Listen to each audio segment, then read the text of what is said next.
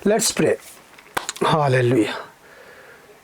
आसमानी बाप, तेरे बेटे यीशु के नाम में हम तेरी पाक हुजूरी में आते हैं, तेरा शुक्र बजा लाते हैं तेरी तमाम बरकतों नेमतों के लिए, स्पेशली इस ख़ास दिन के लिए खुदावंद जो तूने हमें बख्शा है कि हम तेरी पाक हुजूरी में आकर तेरे ज़िंदा कलाम को खोल सकें, उस पर गौर कर सकें और सीख सकें खुदावंद के तेरा ख़ास जो नजात का मंसूबा है और तेरे इस बनी नो इंसान के लिए जो तेरी मोहब्बत है उसको अच्छे तरीके से जान सकें। और जो कुछ आज तेरे हुजूर में हम पढ़ें, सीखें, बातचीत करें, उससे खुदावंद तेरे नाम को बड़ी इज़्ज़त और जलाल मिले। जीसस नेम में प्रे, आमीन। तो हम रूटीन के मुताबिक आज फिर देखेंगे कलाम मुक़द्दस में से गिनती की किताब उसका 11वां बाब, नंबर्स चैप्टर 11 वर्स 18 में पीछे आए। लिखा है, खुदावन ने यह भी कहा कि लोगों से कहा कि कल के लिए अपने आप को पाक रखो, तो मैं तुम गोश्त खाओगे, क्योंकि तुमने खुदावन के सुनते हुए, गौर करें ये वर्ड जो मैं बोल रहा, क्योंकि तुम खुदावंद के सुनते हुए ये कहकर रोए हो कि हमको कौन गोश्त खाने को देगा, हम तो मिस्र ही में मौज से थे। सो खुदावंद तुमको गोश्त देगा और तुम खाना। और तुम 1 या 2 दिन नहीं, 5 या 10 या 20 दिन नहीं, बल्कि 1 महीना कामल उसे खाते रहोगे। वाह! अब यहाँ पे एक तरह जिमें हुंदा नहीं, प्रवोक कर देना, किसी को गुस्सा दिला देना। तो यहाँ पे जो टोन है ये बड़ी डेंजरस है। खुदा का जो टोन है मैं फील करता हूँ, वो कहता है, खुदावन ने कहा, और क्योंकि तुम खुदावन के सुनते हुए ये कह कर रोए। ए मूसा ने दस रहा कि खुदावन ने यह जवाब देता है, खुदावन के सुनते हुए ये कह कर रोए कि तू ताना नहीं कहते, ताना देना किसी ने। यार ये वो लोग ताना दे रहे थे जिन्होंने मतलब कि ना सारे पीछे समुद्र से गुजर के आए थे, बहुत बड़े बड़े काम देखे आगे। सिर्फ ये ही नहीं, ये जब खुदावन ये कहता है ना कि तुम क्या करोगे, कौन हमको गोश्त देगा, तुम सोचना चाहिए कट के कौन ले आया उतों, कौन है। अगली बात और ज्यादा खतरनाक थी।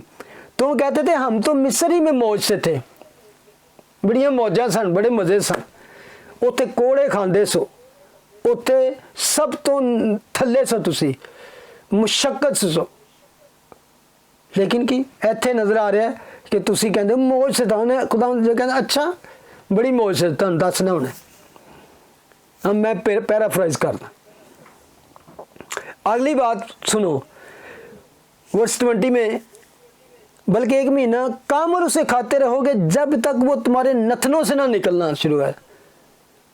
ਤੁਹਾਡੇ नक्कां चो ना निकल आए ना, इन्ना गोश्त खाओगे ना। मैं ਤੁਹਾਨੂੰ ਕਿਹਾ ਸੀ ਨਾ एक वर्ड शुरू थे कि याद रखना, वो क्या था इंग्लिश में, you will get what you desire, crave. पागल होंगे चीज़ ਨੂੰ। कई दफ़ा कहने हैं ना यार खुदा साडी सुनता नहीं सुनता। कई बारी तुसी बहुत खुदा ਨੂੰ कहो तो खुदा फिर इन्ना क देंदा ना, फिर ਤੁਹਾਨੂੰ ਉਹ पता लगता कि यार ਇਹ ना ही सानू खुदा देंदा ते चंगा सी।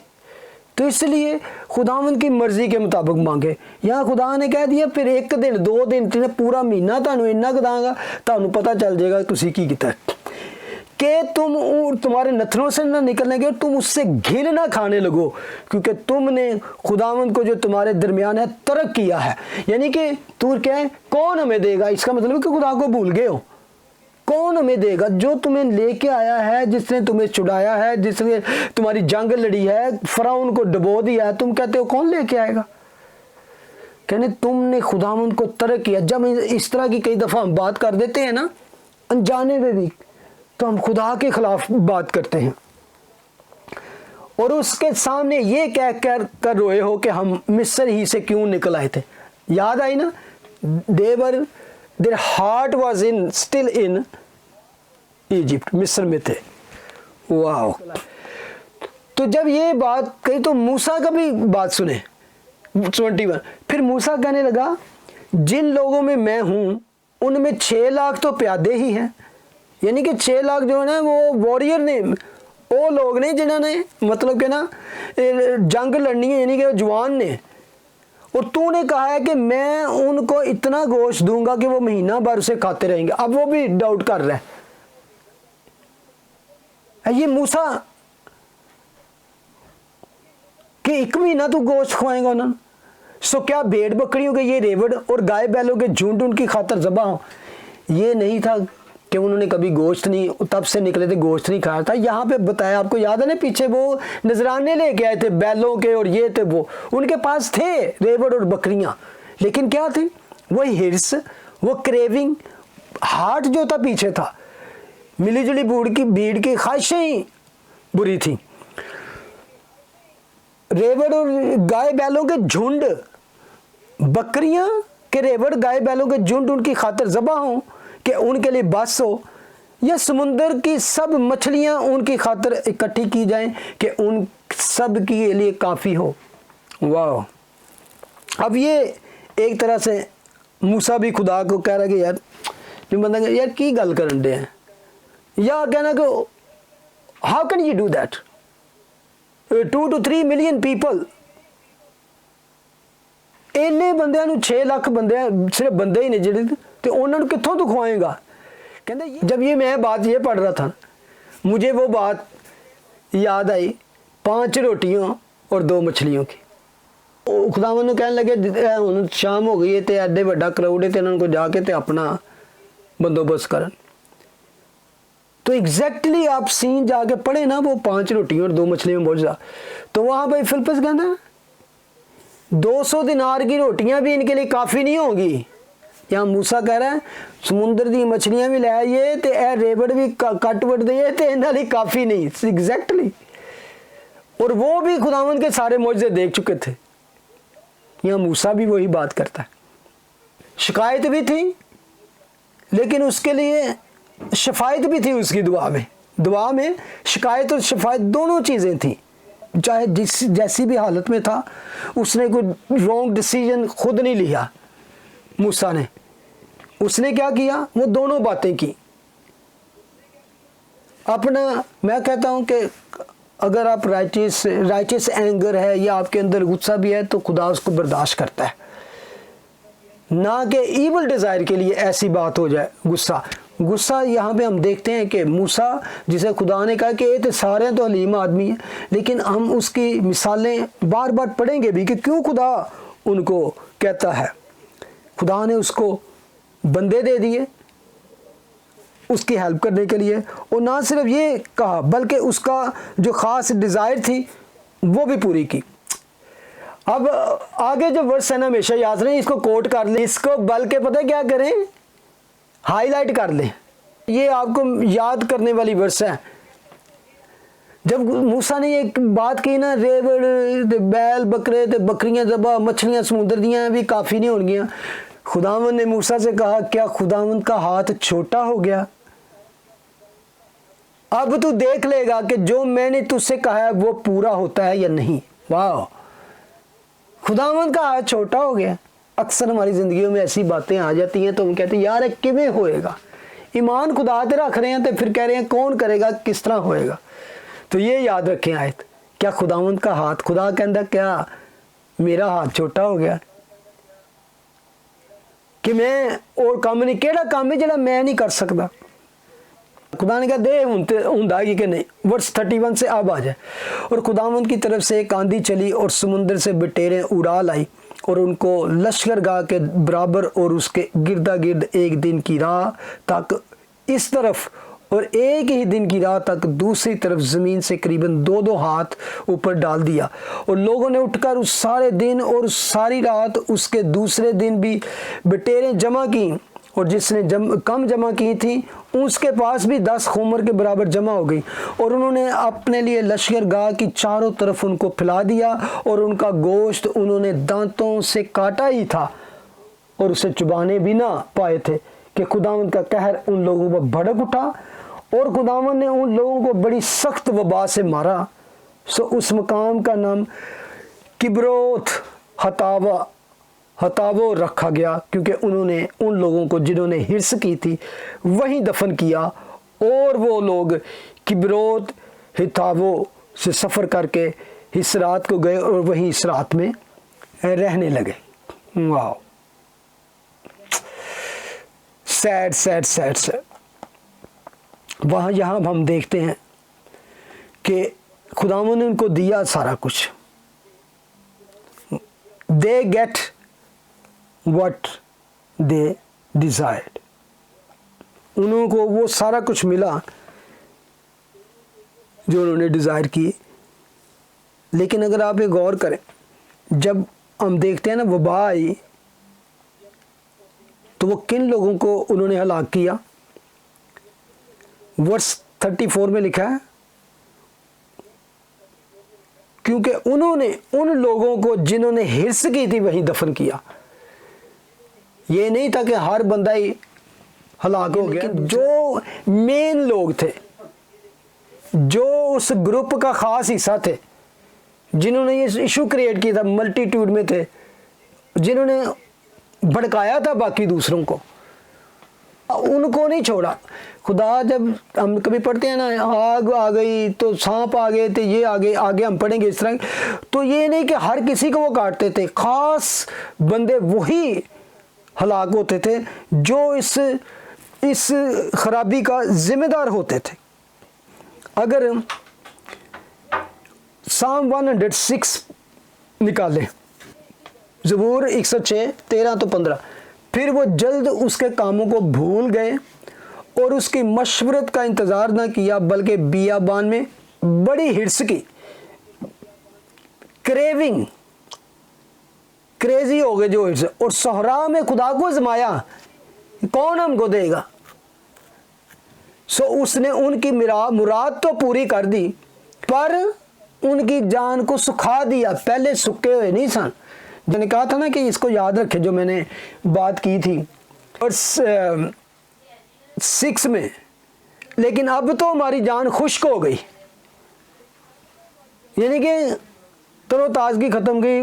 तो खुदा ने कहा अच्छा, उसने उनकी मुराद तो पूरी कर दी पर उनकी जान को सुखा दिया। अब ये सुखा देना क्या है, इसके बारे में एक और वर्स पढ़ के हम बात करते हैं। ज़बूर 78 आप पूरा ही पढ़ लेना, ये सारे बियाबान के वाक़यात के हालातों में से था, लेकिन मैं उसकी चंद वर्सेस पढ़ूंगा, वो इस बारे में ही बात करती है। वो कहते हैं वर्स 8, फिर 18, 19, फिर 20, फिर 26, 27, मैं 3-4 वर्सेस पढ़ूंगा। और वो अपने बाप दादा की तरह सरकश और बागी नस्ल ना बने, ऐसी नस्ल जिसने अपना दिल दुरुस्त ना किया और जिसकी रूह खुदा के वफादार ना थी। फिर आगे, और उन्होंने अपनी ख्वाहिश के मुताबिक खाना मांगकर अपने दिल में खुदा को आजमाया, बल्कि वो खुदा के खिलाफ बकने लगे और कहा क्या खुदा बियाबान में दस्तरखान बिछा सकता है? वही बात ना जो मूसा तक ने ये बात कह दी कि क्या तू इतने लोगों को खिला सकता है? भेड़ बकरियां भी काट दे जाएं, मछलियां भी आए थे, काफ़ी ना होंगी। 21 में, बस खुदावन सुनकर गज़बनाक हुआ और यकूब के खिलाफ आग भड़क उठी। पहले ये हुआ था, आग भड़की और इसराइल पर टूट पड़ा। आगे जो है वर्स 26-27, उसने आसमान में पुरवा चलाई और अपनी कुदरत से दखना बहाई। उसने उन पर गोश्त को खाक की मानंद बरसाया और परिंदों को समुंदर की रेत की मानंद, पस वो खाकर खूब सैर हुए और उसने उनकी ख्वाहिश पूरी की। अभी ये अगर आप गौर किया हो तो आपने पढ़ा कि इतने बटेरे आए कि एक दिन इधर ਨੂੰ चले जाओ चलते चलते तो जिथों तक एक दिन च चल सकते उतों तक 3 फुट का ढेर लगा, एक 3 फुट ही दूसरी पासे एक दिन की राह तक इतनी दे दी। ये खास जो वर्स है, जो ये वर्स 29-31, वो खूब सैर हुए।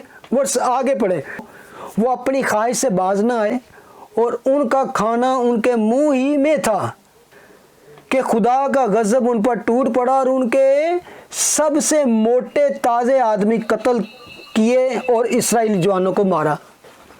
अब जिन्होंने हिर्स की थी ना, हिर्स, यहाँ पे हमें पता चलता है वो कौन लोग थे, ज़्यादातर यंग लोग थे।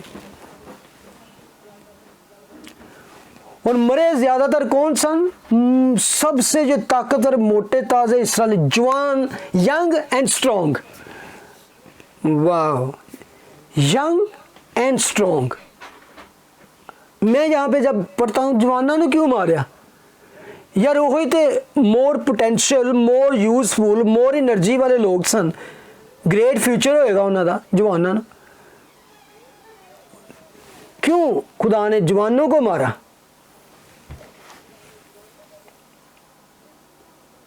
अभी मैं अपने आप को देखूं ना, 61 का हो जाऊंगा, तो मेरी वो जवानी वाली डिजायर्स नहीं है। क्यों डिजायर नहीं? दिल करता भी कई दफा, लेकिन अंदर प्रॉब्लम्स ही कई दफा इन्नी हो जाती हैं कि, और बहुत सा डिजायर भर जाता है बंदे का, ना तो वो उतना खा सकता है, तो ना ही मतलब कि ना, तो यंग एज में इस तरह की बुरी ख्वाहिशें, इस तरह के, जिसे बाइबल ने ग्लटनी का भी गुनाह कहा गया। तो खुदा असल में हमें ये सिखाना जा रहा है। यूहन्ना के खात में लिखा है 3 चीज़ों जो है इंसान के लिए खतरनाक: आंखों की ख्वाहिश, जिस्म की ख्वाहिश, जिंदगी की शेखी। Lust of eyes and lust of body, lust of flesh, यही दुनिया में लेकर इंसान को ख़त्म कर देती है। लस्ट ऑफ आइज, क्योंकि वाज की किताब में हमने सीखा था कि आंख देखने से नहीं बढ़ती, ए भी चाहिए, ओ ये कितना अच्छा, ओ I like this, I admire this, ओ काश क्या आई कुड गेट दिस। ते आदमी बदन, बॉडी की डिज़ायर वास्ते की कुछ नहीं करता। बाइबल में कई ऐसे मिसालें मिलेंगी जहाँ सिर्फ बदन की ख्वाहिश के लिए इंसान ने कितने गुनाह किए।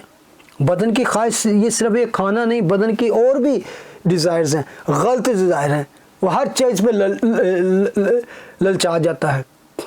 बदन मेरा कैसा नज़र आए, फिट हो, सूट हो, ये मैं पहनूं, बदन की डिज़ायर है ये कि मेरे बदन खूबसूरत नज़र आए, मैंने खाना अच्छा मिले, मनु मेरी मर्ज़ी का खाना हर रोज़ मिले, मैं रोज़ ही एक सब्ज़ी खा के तंग आ गया। हॉरिबल। एंड करेंगे। खुदा की मर्जी पता क्या थी उनके लिए? खुदा की मर्जी उनके लिए बेस्ट थी, मना, दैट्स ऑल। कई दफ़ा हमारी ज़िंदगी में कुछ चीज़ें ऐसी आ जाती हैं कि हम चाहते हुए भी नहीं कर पाते, तो हम वही उस पर ही कनायत करें, उस पर कंटेंट रहें जो खुदा मुहैया कर रहा है, और वो हमारे लिए फ़ायदा मंद भी है, फिटनेस है, हमें मिल रहा है ना, हमारी ज़रूरत पूरी हो रही है। ज़रूरत पूरी हो रही है तो खुदा कहता उससे बढ़कर ना सोचो। यीशु मसीह ने कहा अगर तुम्हारे पास खाने पीने के लिए है तो उस पर कनायत करो, क्योंकि तुम्हारा बाप तुम्हारे मांगने से पहले जानता है कि जिन चीज़ों की तुझे ज़रूरत है, what you need, not what you greed, तुम्हारे मांगने से पहले ही जानता है कि वो तुम्हें किनसे, वो तुम्हें मुहैया करेगा। तो हम आज ऐसी दुनिया में रह रहे हैं कि जहाँ पे हमारा मन नहीं बनता। हमें भूख प्यास किसकी? कलाम की होनी चाहिए। हंगर और थर्स्ट क्या होनी चाहिए? बाइबल की, उस रूह की ग़िज़ा की होनी चाहिए जो खुदा का कलाम है। तो यहाँ से मैं इस बात को सीखता हूँ कि how many people have craving for the word of God, crazy for the word of God, कि उसके बगैर मुझे चैन नहीं, मुझे सुकून नहीं है, मैं तो मेरी जान सूख गई है। दाऊद इसी तरह कहता है, वो हम ज़बूर गाते हैं ना 43, वो सही हंगर होनी चाहिए इंसान के। पानी दे सोते दी जिमें हरनी हो तेरे हाई, उस तरह मेरी रूह खुदा तेरी प्यासी। ये हंगर और थर्स, क्योंकि वो उसे जब वो मुसीबत में से गुजर रहा था तो उसे सबसे ज़्यादा किसी चीज़ की क्रेविंग कह लो थी, तो वो खुदा की थी। खुदा की, मेरी रूह खुदा की प्यासी है। तो खुदा हमें ऐसी प्यास और भूख देता है जब हमारे पास खाने और पीने को है तो खुदावंद यीशु मसीह के अल्फाज है, ऐसी चीज़ों की पीछे तो ऐसी चीज़ों की तलाश में तो गैर कौमें रहती हैं, नॉट यू। तुम्हारा बाप जानता है कि किस चीज़ की ज़रूरत है। इन चीज़ों के लिए तुम्हें खुदावंद असल में कहता है इन चीज़ों की फ़िक्र ना करो, क्या खाएंगे क्या पिएंगे। और ये देखो कितने क्लियर अल्फाज में खुदावंद ने कहा इन चीज़ों की फ़िक्र ना करो। फ़िक्र ना क्या, दुआ भी ना करो। तुम्हें मैं दुनिया में भेजा है, तो मैं अगर खुदावंद ने मिसाल दी कि हवा के परिंदों को देखो, क्या वो काटते हैं, वो हल चलाते हैं, क्या करते हैं, जमा करते हैं? नहीं, वो सिर्फ इंजॉय कर रहे हैं, मैं उन्होंने भी देना तो तानू क्यों ना देंगा। तुम्हारी कदर से बहुत सी चिड़ियों से भी ज़्यादा है। तो खुदावंद हम सबको ऐसी बुरी डिज़ायर करने से बाज रखे, क्योंकि दुनिया में आज अट्रैक्शन ही है। दुनिया में बहुत सारी इब्लीस ने ऐसी अट्रैक्शंस फैला रखी हैं कि हमारे पास वो चीज़ होते हुए जिससे हमारा काम चल रहा है, ज़रूरत पूरी हो रही है, यार एनू छड़ के तो हूँ वो ले लीए, इन बेच दिए या थोड़ी ख़राब हुई या पुरानी हो गई, let's get the other one, let's get the new one. अगर आपकी ज़रूरत पूरी हो रही है किसी भी, इसमें डिफरेंट चीज़ें आ सकती हैं, तो please be content on this, और नॉट सिर्फ content, always give thanks to him. शुक्रगुजारी के साथ उसको खाएं, उसके साथ इस्तेमाल करें, खुदावंद का शुक्र अदा करें। जब ज़रूरत होगी खुदावंद आपकी सोच से पहले और बढ़कर मुहैया कर देगा। आमीन। आए हम दुआ करें। खुदा बाप तेरे बेटे यीशु के नाम में हम तेरा शुक्र, तेरी हमद, तेरी तारीफ़ करते हैं। तमाम बड़ी बड़ी नेमतों के लिए खुदावंद, जिसके हम काबिल भी नहीं है, डोंट डिज़र्व थिंग्स। हम वो कॉज नहीं ढूंढ सकते कि जिसकी वजह से हम इधर हैं। वी आर, ये तेरा फजल है, बस हम कह सकते हैं। We are not better than any of those are living in miserable condition. तो फिर हम किस कदर तेरी शुक्रगुजारी ना करें खुदावंद। हमें तूने अबंडेंट में चीज़ें दी हैं खुदावंद, हम ऐसी बुरी डिज़ायर से बाज रहे खुदावंद। कभी ना तुझे आजमाएं, जिस तरह के अभी हमें पढ़ा कि उसने आजमाने वाले को आजमाया। और खुदावंद के कलाम में लिखा है कि मैं सब चीज़ें उनको ये सारा कुछ देंगे ताकि मैं आजमाऊं कि वो मेरी शरीयत पर, मेरी बातों पर अमल करते हैं, मेरे हुक्मों पर अमल करते हैं कि नहीं। हम तेरे दिल को आज़रदा ना करें, तेरे दिल को गम ना पहुँचाए खुदावंद। तेरा शुक्र अदा करता हूँ खुदा, हमें कंटेंटमेंट बना खुदावंद। जो कुछ हमारे पास है हम उसे थामे रहें, उसमें ही खुदावंद खुश रहें। तो मेरा ईमान है कि तेरे कलाम के मुताबिक खुदावंद तूने कहा जो थोड़े में वफादार है मैं उसे बहुत सी चीज़ों का मुख्तार बनाऊंगा। Yes Lord, thank you, we are already fulfil. हमें तूने बहुत सी बरकतें दी हैं जो हमारी सोच और समझ से बाहर, हम उसकी ही शुक्रगुजारी करते रहें तो काम है। Thank you, Lord, once again.